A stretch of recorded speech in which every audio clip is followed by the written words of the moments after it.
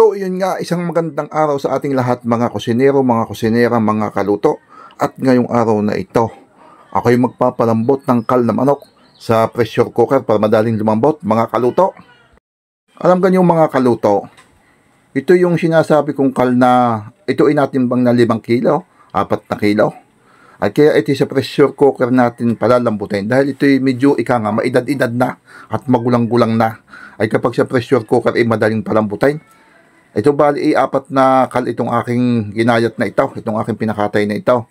At ito ay ang gagawin natin luto dito mga kaluto, ay bali lulutuin natin ito ng kalderita. At kung kayo hindi pa nakakaluto ng ganang klase ng manok na kal, ay panoodin nyo mula sa umpisa hanggang sa dulo, hanggang sa matapos mga kaluto. Yun, na. Wari ko'y malambot na mga kaluto. Ay di kayo pagkari malambot na, ay di kayo madali ng sangkutsahin ganari mga kaluto, handain na ang bulpen at papel at i-discuss ko na lang sa inyo ang mga kalahok na aking mga ginamit dito sa pagluluto ng kalderitang manok na Yan, umpisahan na natin.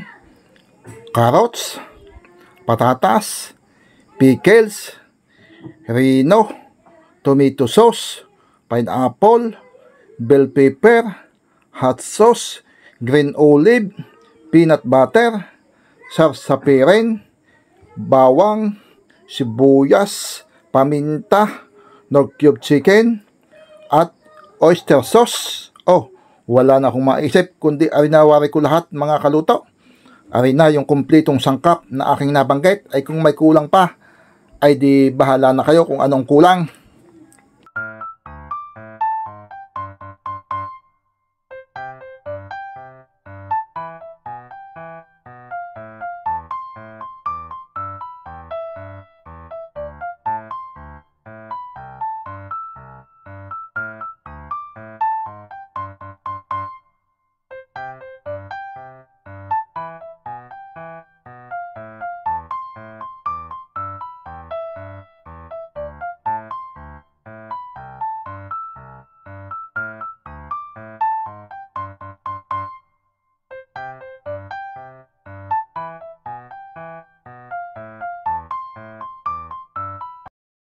Yun, na.